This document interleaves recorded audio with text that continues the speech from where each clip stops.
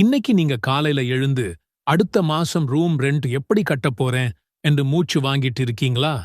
30 seconds நிறுத்துங்க. ஒரு குர்ஆன் வசனத்தை சொல்லிடுறேன்.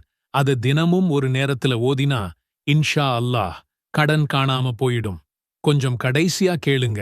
வீட்டு loan, bike loan, salary advance எதுவா இருந்தாலும் வட்டி மட்டும் தலையில ஏறிட்டு நிக்கும். குழந்தைகள் ஸ்கூல் பேக் கேட்டா கூட கையில 100 ரூபாய் இல்ல. என்னை மாதிரி யாரும் இருக்காங்களான்னு தோணும். தமிழ்நாட்டுல மட்டும் 17 லட்சம் குடும்பம்தான் கடன் தள்ளுபடி கேட்டு அரசாங்கத்துக்கிட்ட கடிதம் எழுதியிருக்கிறாங்க. நீங்க தனியா இல்ல.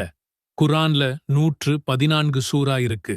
அதுல 8 வசனங்களை மட்டும் கொண்ட சின்ன சூரா சூரத்து தீன். இது 95வது அத்தியாயம். முதல் வசனம் வத்தீனி வஸ்ஸைத்தூன்.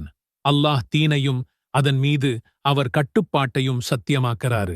நபி ஸல்லல்லாஹு அலைஹி வஸல்லம் அவர்களோட நேச சஹாபாக்கள் கடன்ல சிக்கிட்டு இருந்தப்ப அல்லாஹ்வின் தூதரே துஆ சொல்லுங்கன்னு கேட்டாங்க. நபி ஸல்லல்லாஹு அலைஹி வஸல்லம் சொன்னாரு, ஃபஜ்ருக்கு அப்புறம் அத்தீனை 7 தடவை ஓதுங்க. அவங்க அப்படியே செஞ்சாங்க. வருஷம் முடிவறதுக்குள்ள எல்லா கடனும் போச்சு. நேரம் காலை 4:45 முதல் 5 மணி முடியும். 2 ரக்கத் நபில் தொழுங்கள். சூரத்து தீன் ஓதுங்க. அத்தியின் மீதும் ஒலிவத்தின் ஜைத்தூன் மீதும் சத்தியமாக சினாய் மலையின் மீதும் சத்தியமாக மேலும் அபயமளிக்கும் இந்த மக்கமா நகரத்தின் மீதும் சத்தியமாக திடமாக நாம் மனிதனை மிகவும் அழகிய அமைப்பில் படைத்தோம். பின்னர் அவன் செயல்களின் காரணமாக அவனை தாழ்ந்தவர்களில் மிக்க தாழ்ந்தவனாக்கினோம். எவர்கள் நம்பிக்கை கொண்டு நற்செயல்களைச் செய்தார்களோ அவர்களுக்கு என்றும் முடிவில்லாத நற்கூலியுண்டு. எனவே இதற்குப் பின்னர் நியாயத் தீர்ப்பு நாளைப் பற்றி உம்மிடம் எது பொய்யாக்க முடியும்?